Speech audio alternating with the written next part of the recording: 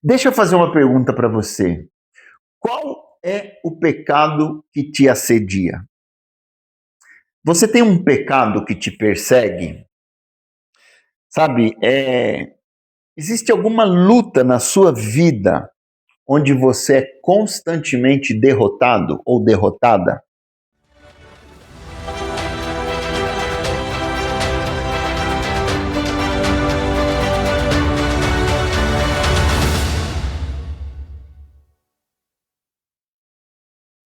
Olá, tudo bem aí com você?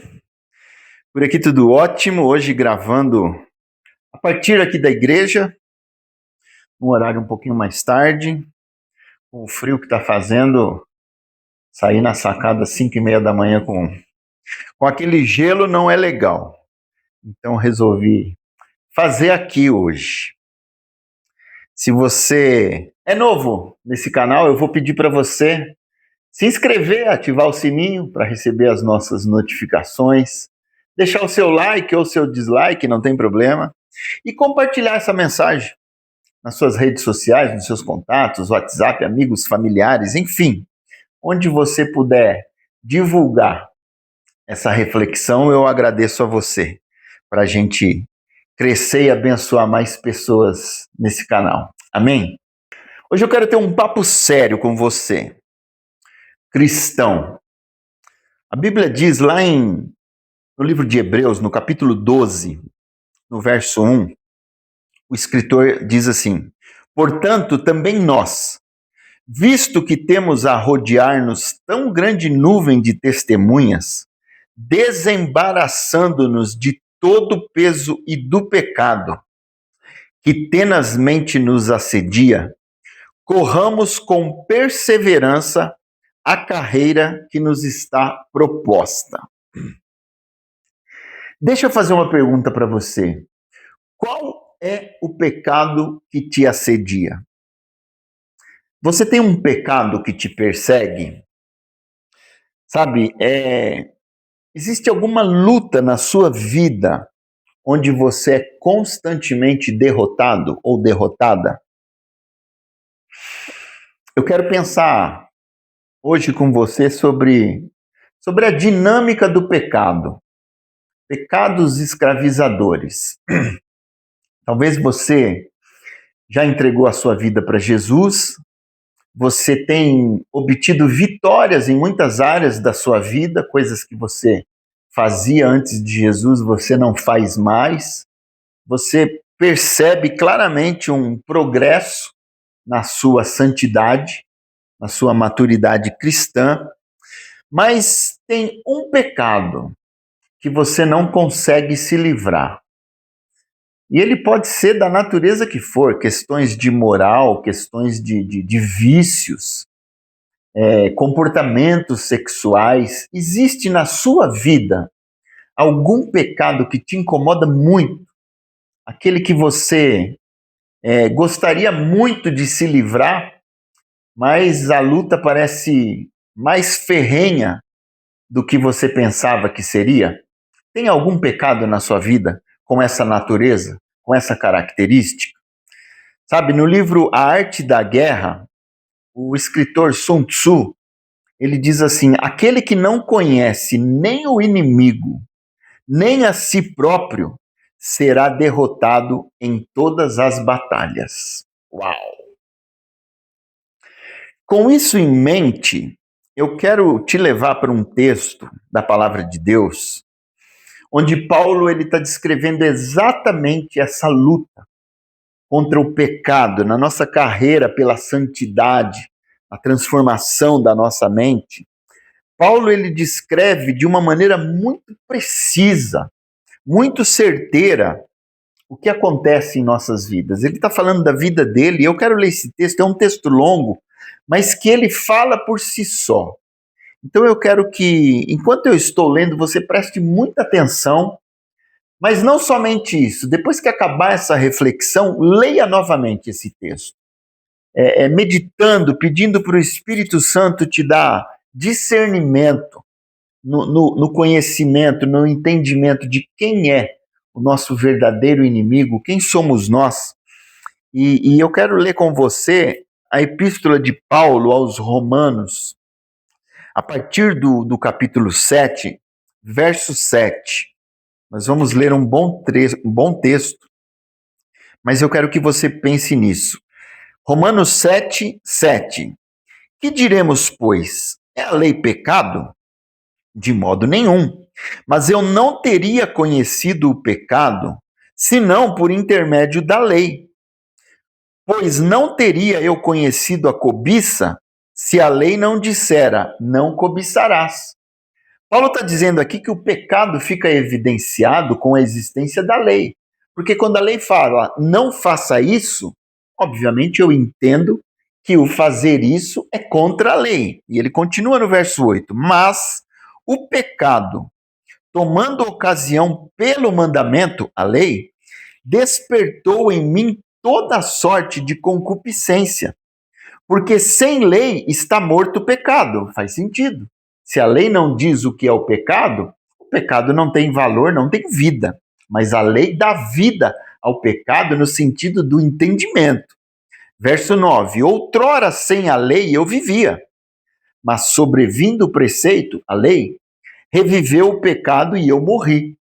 Porque a lei fez eu entender que eu estou morto.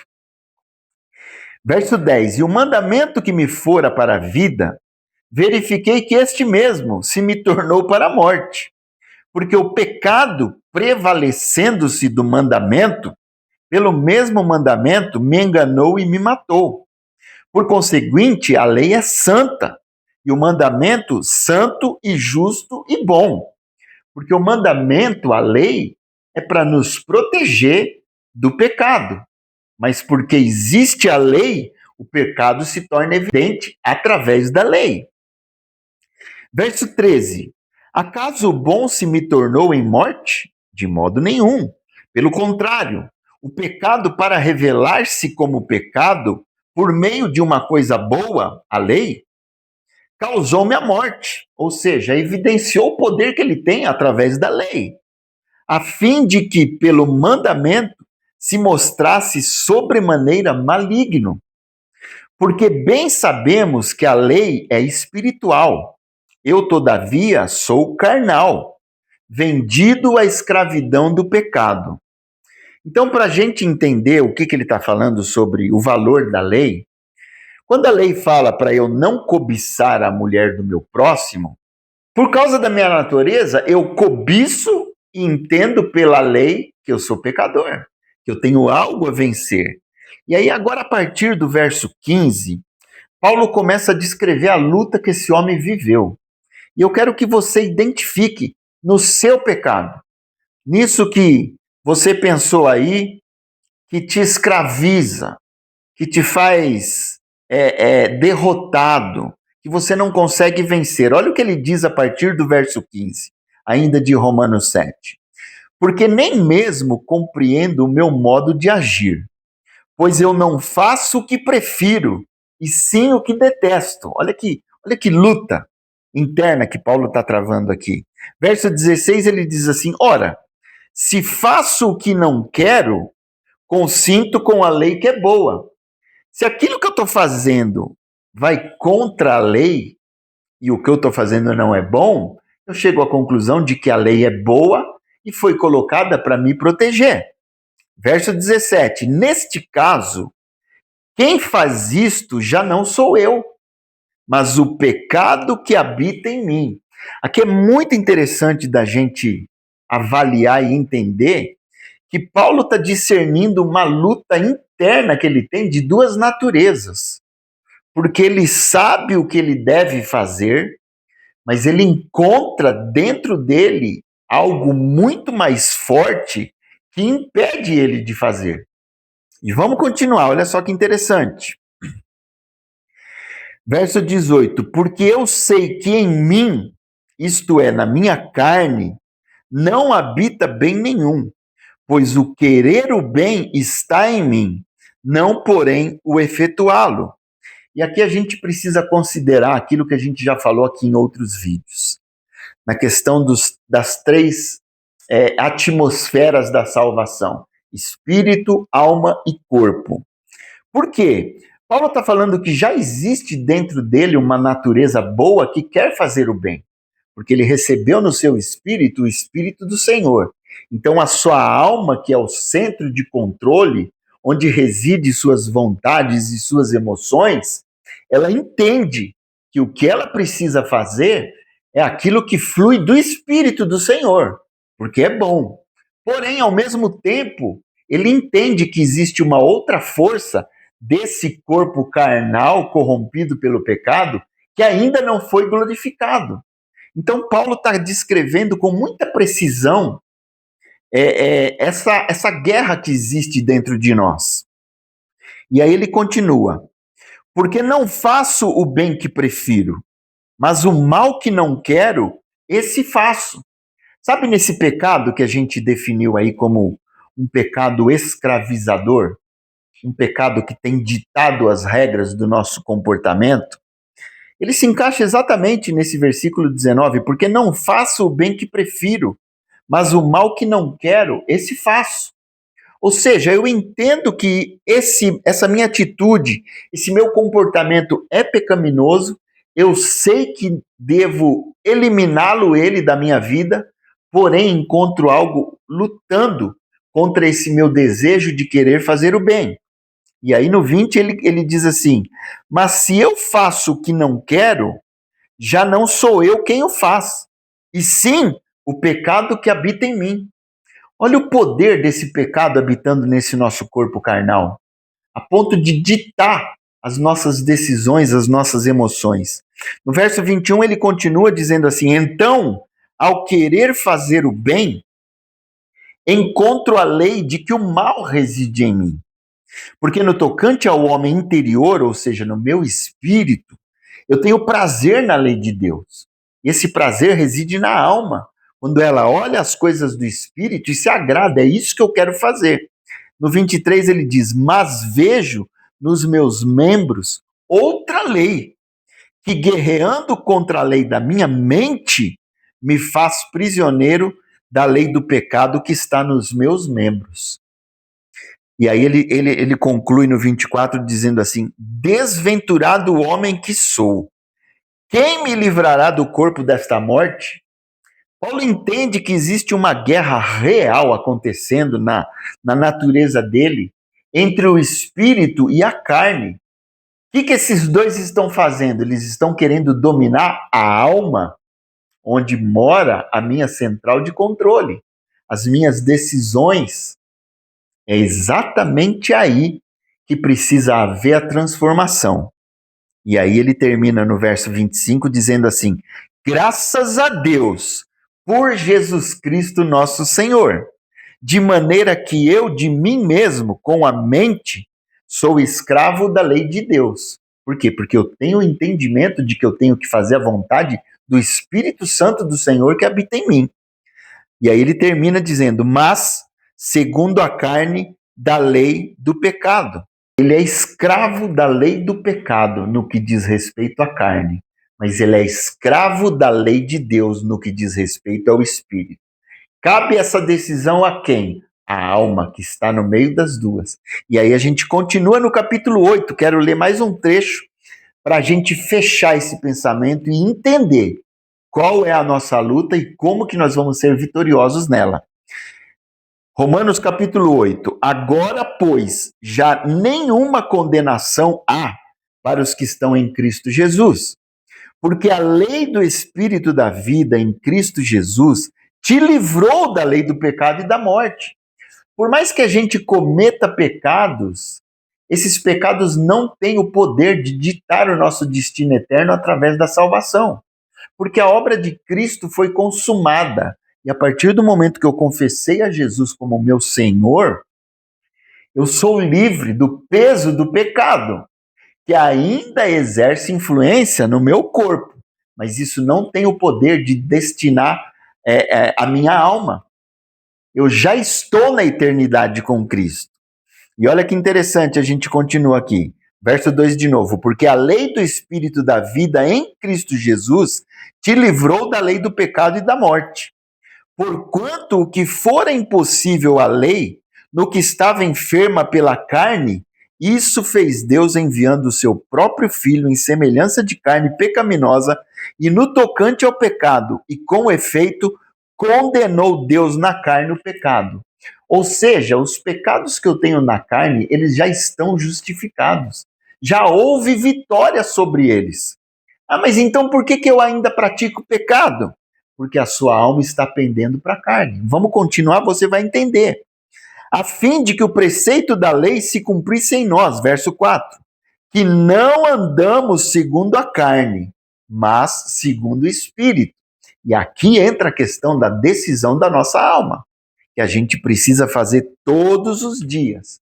Desejai como crianças recém-nascidas o genuíno leite espiritual, para que por ele vos seja dado crescimento para a salvação, que é o texto que a gente encontra lá em 1 Pedro 2,2. Está falando justamente dessa renovação da mente, para que a gente penda somente para o Espírito e não mais para a carne. E aí no verso 5 ele vai caminhando para a conclusão. Porque os que se inclinam para a carne cogitam das coisas da carne, mas os que se inclinam para o Espírito, das coisas do Espírito. E aqui está o ponto crucial, quando eu preciso decidir de forma intencional e racional buscar as coisas do Espírito. Porque olha o que ele diz no verso 6. Porque o pendor da carne dá para a morte, mas o pendor do Espírito para a vida e paz.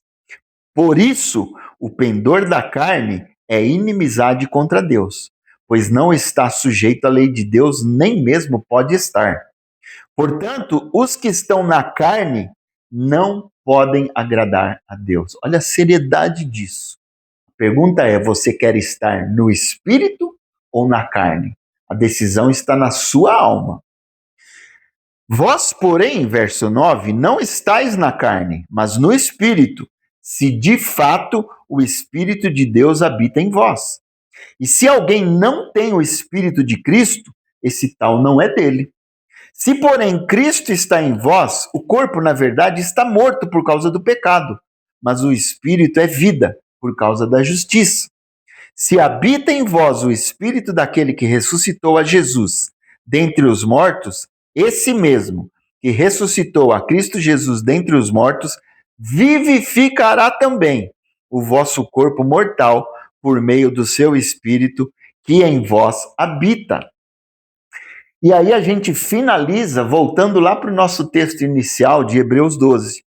Eu vou ler de novo o versículo 1, só que dessa vez eu vou ler o 2 também, que é o que a gente tem que fazer para obter vitória e não ser mais escravizados, pecados que insistem em permanecer na nossa vida. Hebreus 12, 1, novamente. Portanto, também nós, visto que temos a rodear-nos tão grande nuvem de testemunhas, desembaraçando-nos de todo o peso e do pecado que tenazmente nos assedia, corramos com perseverança a carreira que nos está proposta.